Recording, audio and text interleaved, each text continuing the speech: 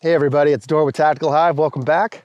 And today's video is going to be all about the Wilson Combat P320. This is going to be my end user review. I've had this thing for a few years, been putting it through its paces. Let's see how it did.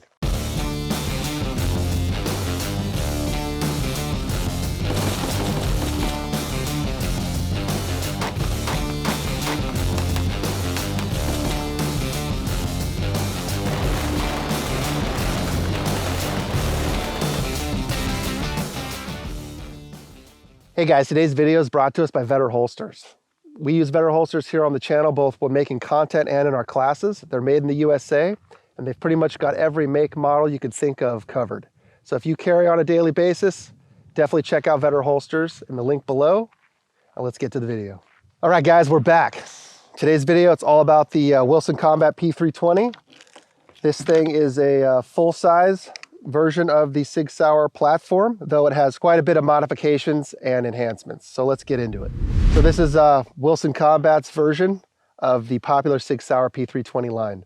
If you're not familiar with Wilson Combat, they're world-renowned and known for making some of the best weapons on the market, but they don't come out with original designs. They just take already proven designs and make them better. Obviously the 1911, I think, is their bread and butter, what they're known best for, but they have done Browning high powers, Beretta 92s, AR-15s. I have one of their Remington 870s, and they just run. They're great guns, high performance. I found them to be very reliable. All right, guys, so the biggest change right off the bat is the grip module. This gun started off with a black on black grip module, but I ended up buying the tan one. I was going to put it on a different 320 and then ended up changing my mind, so I stuck it on this one. I like the two-tone finish. The grip module's got great texturing, great grip. It's been reduced compared to the normal one. It's not quite as, I guess, wide. You know, I think that it was designed to maybe accommodate smaller hands. And then it also has an awesome bevel, you know, a little bit of a mag well bevel built right into the plastic at no additional cost and weight. I thought those were both great additions and improvements on the standard line. All right, so this thing's got some pretty extensive aftermarket cuts on the slide. It's known as the X-Tack, and it's coated in what is known as the DLC finish. You know, we got Wilson Combat and the logo right here on the side. Up next, we've got the Wilson Combat battle sights. It comes stock on this model.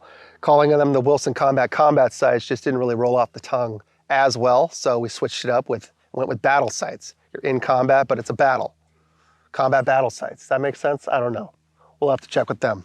But it really kind of, this is the part of the gun that my least favorite part, honestly, because you've got the fiber optic front skinny target front sight coupled with a large U-notch rear combat sight. So what does that mean? That means that, you know, this thing is designed to be pulled out of the holster in a hurry and brought into real life application.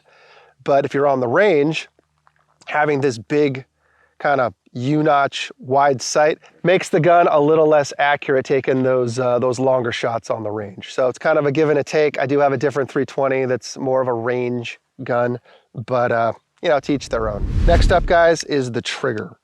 The trigger is a huge and probably biggest upgrade in performance that this thing has to offer over its contemporaries. This trigger is actually made by a company called Gray Guns. And this is an adjustable, what I consider to be match trigger.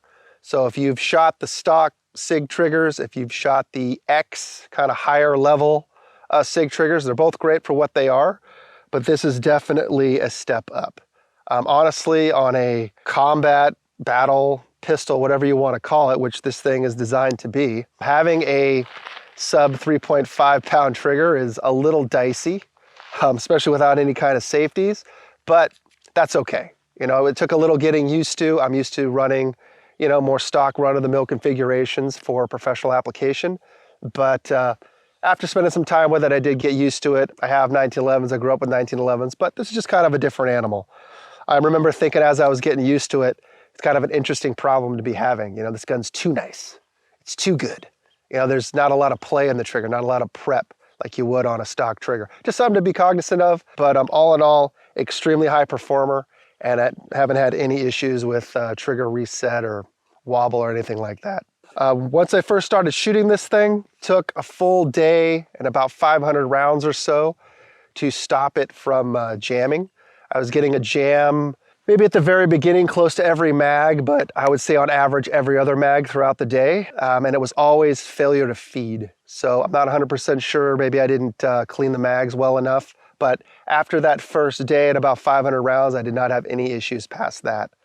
Over the past few years, I probably put close to, if not more than in the ballpark of 4,000 rounds. Just a basic estimation. I do shoot a lot of different types of guns, but I've made a point to train with this thing and get used to it, and I really like it. It's fastly becoming my go-to. It's gonna fit in any holster that's gonna run that standard full-size configuration, be it an X series or standard or whatever. I picked up the Safariland holster for it. This one does accept the red dot optic because I have one on my other slide. But for right now, I'm just running this thing in 100% Wilson Combat configuration the way that they ship it. Wilson Combat went with a, if it isn't broken, don't fix it approach to when they built this pistol. I don't have a lot of experience with any of the other ones, so I can't say to what extent they've done that previously. But what I'm trying to say is a lot of the parts on this gun are actually Sig factory parts. The slide releases, which are ambidextrous, the takedown lever, the mag release, a lot of the internal parts, the barrel, for instance, is just a standard Sig P320 barrel. And why? Because they're great barrels. They're great guns. Sig makes great guns. I mean, call me a fanboy, call me whatever you want. But if you're looking for a little bit more, higher performance, things that were just kind of thought of and worked on to a little bit higher level of detail, the Wilson Combat is definitely, I think, worth it. It is considerably more expensive than a stock Sig P320. And honestly, in a real life emergency, what is this thing gonna get you out of that a standard one couldn't? I can't say. Some of the most memorable moments of my life were I lived through using absolutely bone stock weapons. The larger stuff or a standard P226 or Glock 19 on my hip. So, but that being said, every little bit does help. And if you're into it, just having a higher level of performance, something that's just gonna take people's breath away at the range, be impressive, if that's your thing, this thing definitely does the job. Ships with 2 magazines. If you're new to the Sig line, be it the 320 line or the 365s, their mags are a bit on the pricey side. It does come with 2 of them. Obviously, in my opinion, you're gonna need a few more. So factor that into the cost. Again, I'm very happy with this gun. As much as I wanted it to just kind of be a range toy, I mean, this thing has proven to be a solid performer and a reliable performer, which means it is ready for the show if need be. So again, this is just my quick take. This is an end user review on my experience with it. I hope this helps. If you're on the edge or trying to decide which 320 to get into, I highly recommend this one. I paid full bore for it and I don't regret it. I recommend this thing. If you're willing to spend the money, you're gonna be more than happy. So again, if you guys like the review, you like the content, go ahead and give me a thumbs up. Subscribe if you haven't already done so. This is Dorr with Tactical Hyve, out.